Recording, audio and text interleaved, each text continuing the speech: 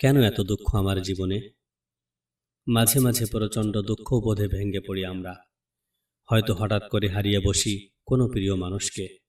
খুব আশা করে থাকি এবারের পৌষের শীতে মায়ের হাতে বানানোর ধোয়া ওঠা ভাবা পিঠা খাবো বলে। কিন্তু পৌষ আসার আগেই মা হয়তো দুনিয়ার পাট চুকিয়ে ওপারে পাড়ি জমিয়েছেন।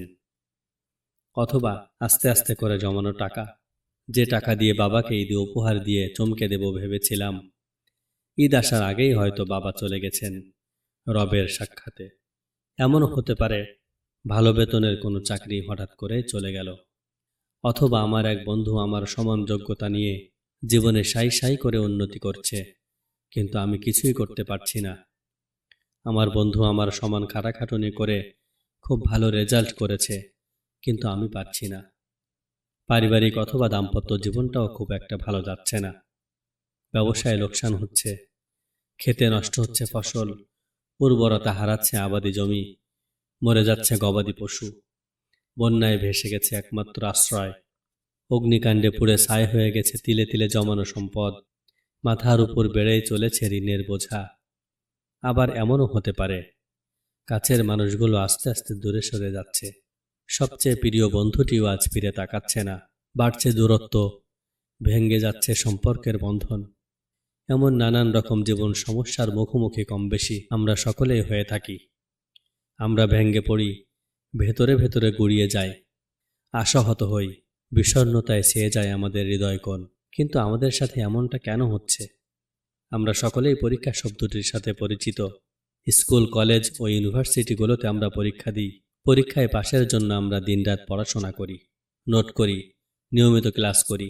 দুনিয়ার জীবনটাও আল্লাহ সুবহানাহু ওয়া তাআলার পক্ষ থেকে আমাদের জন্য ঠিক এরকম একটা পরীক্ষা।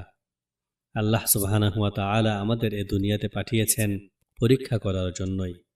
আমরা তার অনুগত বান্দা কিনা তা যাচাইয়ের জন্য। আল্লাহ সুবহানাহু ওয়া তাআলা অবশ্যই এ যাচাই বাছাইয়ের ফলাফলের উপর নির্ভরশীল নন।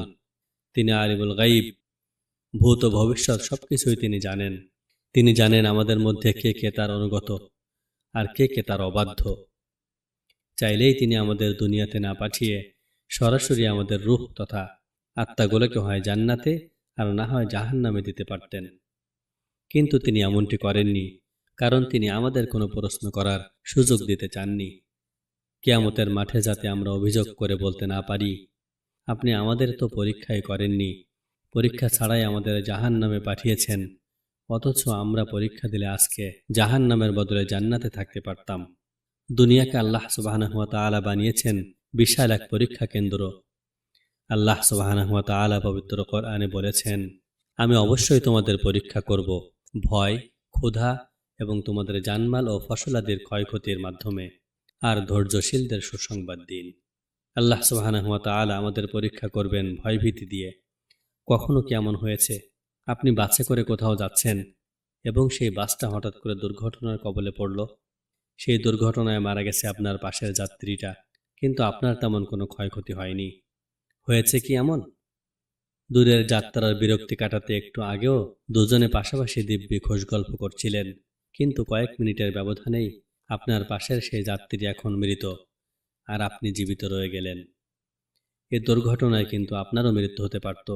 পাশের সহযাত্রীর মতো আপনিও কিন্তু লাশে পরিণত হতে পারতেন। আপনার নামের পাশে আহত শব্দের বদলে শোভা পেত নিহত শব্দটি। কিন্তু আল্লাহ সুবহানাহু ওয়া তাআলা আপনাকে বাঁচিয়ে নিয়েছেন।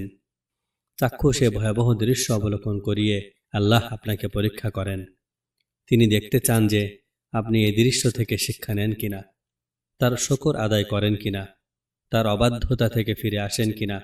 তিনি দেখতে চান এই মৃত্যুর দৃশ্যটা আপনার হৃদয়ে কতটা প্রভাব ফেলেছে। এরকম বিভীষিকাময় দৃশ্য দেখে আপনি মৃত্যু ভয়ে কাতর হয়ে পড়েন কিনা, সেটাই হলো আপনার জন্য পরীক্ষা। জীবনে এমন আরও বহু ঘটনার সাক্ষী আপনি হতে পারেন। হতে পারে আমেরিকায় যাওয়ার জন্য আপনি শনিবার সকালের বিমানের টিকিট কেটেছেন, কিন্তু পেয়েছেন শনিবার বিকেলের। সকালের টিকিট না পাওয়ায় আপনার প্রচণ্ড মন খারাপ। হতে পারে সকালের টিকিট না পাওয়ায় আমেরিকার কোনো একটা পার্টিতে আপনি অংশগ্রহণ করতে পারলেন না। এ কারণে সকালের টিকিট না পাওয়াতে একরাশ দুঃখ আর মন খারাপ নিয়ে টিভি খুলে যখন দেখতে পেলেন আমেরিকার উদ্দেশ্যে যাওয়া সকালের নির্ধারিত সেই ফ্লাইট ক্র্যাশ করেছে এবং নিহত হয়েছেন বিমানের সকল যাত্রী। তখন কেমন লাগবে আপনার বলুন তো? মিস হয়ে যাওয়া অনুষ্ঠানটি কি আপনার প্রাণের চেয়েও মূল্যবান? সকালের ফ্লাইট মিস হয়ে যাওয়ায় আপনার কি তখনও মন খারাপ থাকবে? আফসোস হবে? মানুষের একটা বৈশিষ্ট্য হলো সে নিজেকে সবসময় নির্ভুলতার আসনে দেখতে পছন্দ করে। সে মনে করে তার জীবনের সব ভালো মন্দ ঠিক বেঠিক বোঝার ব্যাপারে সেই যথেষ্ট। নিজের জন্য পছন্দ করা জিনিসটা কিভাবে তার জন্য হুমকি স্বরূপ হতে পারে সেটা মানুষ ভাবতেও পারে না। আবার এটাও মানুষ কল্পনা করতে পারে না যে যেটা সে অপছন্দ করে সেটা কিভাবে তার জন্য জীবনের টার্নিং পয়েন্ট হয়ে উঠতে পারে। মানুষ এটা কখনোই বুঝতে পারে না।